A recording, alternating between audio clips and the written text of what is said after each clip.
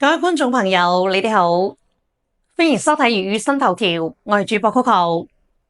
惠州樓市有得救，堅定流啊！惠州海景房再上熱搜，今次唔係因為佢有幾咁白菜價，而係因為佢準備改造啦。單價16000米嘅海景房，如今二手樓只需要6000幾蚊。開發商計劃改造道路，建設商業設施，但係業主就強烈反對，話以後睇到嘅唔係大海，而係密密麻麻嘅商業設施。有網民調侃話，反對嘅人係咪傻㗎？一旦商業設施建成咗，16000蚊買返嚟嘅房屋絕對成倍咁升值，幾大都要支持啦。回顧過去，惠州嘅樓市真係淒淒慘慘又戚戚，無數嘅港澳客被套，臨深咗一個巨大嘅騙局，有錢買成套，但係買嘅時候一啲都冇考慮到後續嘅問題，譬如物業費啦、維護等問題啦，都唔係一次過嘅。你哋淨係知道惠州嘅樓價跌得好慘，但係由高峰到低高究竟跌咗幾多？你又敢唔敢想象？凡係之前高位入手嘅業主，而家估計都係一殼眼淚。2022年嘅5月，呢個係一個歷史性嘅時刻，惠州樓市由最高光時刻一路高歌猛進嘅成交量、成交價，喺呢個5日過後忽然間撳低咗暫停鍵。惠州樓市嘅樓價進入咗持續4年嘅下跌，特別係曾經惠州最熱門嘅林森片區、大亞灣、惠陽，到而家2025年，嗰啲曾經最熱門嘅樓盤，嗰啲由高峰入手嘅業主，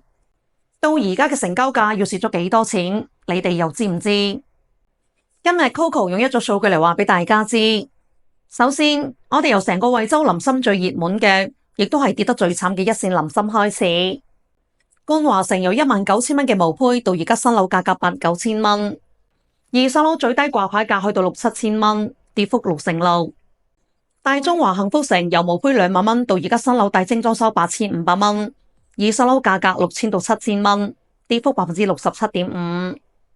豐谷天璽毛坯19000蚊，而家二手樓喺7000到8000蚊，跌幅61%。呢啲樓盤以1到100平方米嘅戶型為例，高峰時候嘅總價喺200萬左右，唔計利息都已經唔見咗大拿拿140萬。最誇張嘅係曾經嘅豪宅天花板錦繡1號5期，最高嘅時候賣到26000蚊，而家二手樓喺1萬蚊左右，最平嘅毛坯7-8千蚊。雖然睇上去比例唔大，但係呢度1到100平方米嘅房屋起碼都蝕成160萬。第二個係萬達板塊，大亞灣商業教育生活配套最完善嘅區域泰豐木馬湖，最高峰嘅時候價格賣到毛坯2萬蚊每平方米，而家新樓清盤價格大裝修8800蚊到10800蚊，二手樓7500蚊左右，最平嘅一套掛牌價6700蚊，跌幅去到62.5%。燦邦龍庭廣場最高峰嘅時候賣21000蚊，而家二手樓喺7500蚊到8000蚊每平方米，跌幅6%。呢兩個樓盤喺萬達板塊都係屬於最核心嘅位置，生活配套非常之便利，亦都係當時自住群體選擇最多嘅兩個樓盤。第三個大亞灣中心區，呢個片區明明生活配套好完善，城市環境亦都非常之好，但係喺大亞灣一直都冇咩存在感。最具代表性嘅樓盤係新華聯廣場，最高峰嘅時候毛坯14000蚊，而家新樓大精裝修賣7000蚊，二手樓喺5000到6000蚊之間。泰東紅樹灣悅府大精裝修19000蚊，而家二手樓7-8千蚊。第四個係惠陽嘅白雲新城，當時地鐵嘅概念炒得最火熱嘅樓盤係保利陽光城，價格最高位嘅時候賣到16500蚊。而家二手樓喺5500到6500蚊之間。南站板塊嘅標杆樓盤星河單體，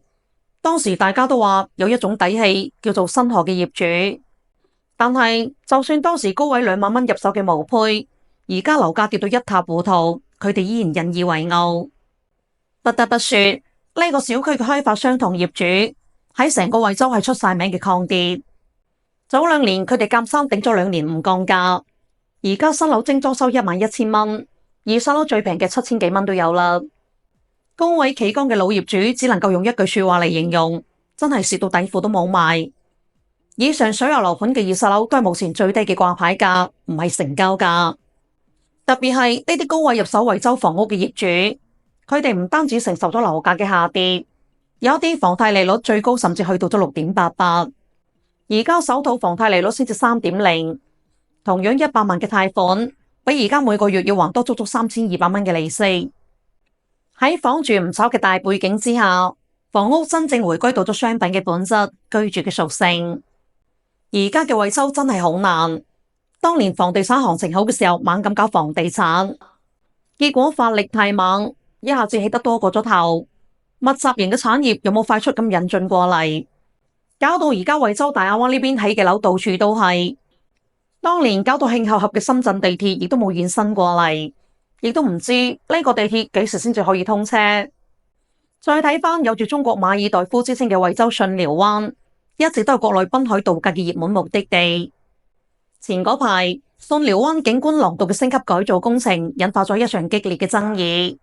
金融街惠州置業有限公司以提升文旅品質、改善濱海環境為由啟動改造，部分旅居業主以保衛4A 景區景觀、維護自身權益為名自發抵制。10月20號晏晝，記者了解到銀灘路部分區域已經被圍擋隔離，沙灘處有工程設備，但係當日就並未睇到工作人員作業。濱海步道上邊可以睇到工程器械同安全警示標示。同日，記者由巽寮灣城建辦了解到，銀灘路嘅升級改造目前已經暫停施工。接聽電話嘅工作人員表示，最核心嘅原因在於開發商同業主之間缺乏溝通，因為該廊道建設時間比較久遠，開發商想要升級優化，但可能同業主嘅溝通唔到位。我哋喺接到投訴之後，去核查咗開發商嘅施工手續，因為開發商並未出具相關手續，就叫停咗施工。10月29號，經巽寮濱海旅遊度假區管委會核實，銀灘路為在建道路工程，用地權屬金融街惠州置業有限公司。該公司結合多方反饋，對銀灘路設施、打卡點、觀景平台、商業面貌等升級，更新老舊雕塑為具藝術性同地標性嘅景觀裝置。針對部分業主反映違規施工嘅問題，已經責令該公司停工並限期完善手續。近期兩條調性截然相反嘅推文引發業內廣泛關注。根據金融街嘅規劃，計劃新建3處觀海休息廣場，將分2期替換老舊雕塑。商業配套方面，將打造集特色餐飲、文創零售、休閒服務於一體嘅濱海休閒街。引進星巴克、茉莉奶爸等連鎖品牌，與之形成鮮明對比嘅係部分旅居業主嘅強烈反對。有業主指出，企業設置打卡紀念點、修繕路面等等，肯定冇意見。但係如果喺景觀路上修建商業街區，業主出門散步嘅時候，景觀視野將會受到明顯嘅影響。我哋買樓嘅時候最睇重嘅一線海景。而家開發商有喺海灘邊邊喺一排類似集裝箱嘅商店，第二日企喺自己屋企陽台或者走廊上邊睇到嘅唔係大海，而係密密麻麻嘅商業設施。一位喺巽寮灣旅居多年嘅業主表示，該業主2021年以大概16000蚊每平方米嘅價格買入咗呢度嘅房產，目前二手樓樓價已經回落到6000蚊每平方米。部分業主透露，呢啲商業項目唔單止會遮擋海景視線，其配套嘅排水、排污管道鋪設，仲有可能會對沙灘環境造成破壞。而手續唔齊全同溝通缺失，就係業主質疑嘅另一大焦點。成個施工之前冇任何嘅公示，亦都冇徵求過業主嘅意見，完全就係先斬後奏。此外，業主對改造後嘅商業業態亦都提出質疑。目前銀灘路周邊已有唔少底商，主要經營鞋服、餐飲等等。業態重複，而且經營狀況麻麻地。呢場景觀廊道改造引發嘅爭議，背後係巽寮灣濱海度假地近20年嘅開發歷程。惠州海景房改造嘅爭議，有人歡喜，有人愁。起好咗，可以吸引更多嘅遊客光臨，可以令到自己層樓增值。但係起咗之後，又驚破壞咗買海景房嘅初衷。世間上冇兩全其美嘅事，你話係咪？今期就到呢度，我哋下期再見，拜拜。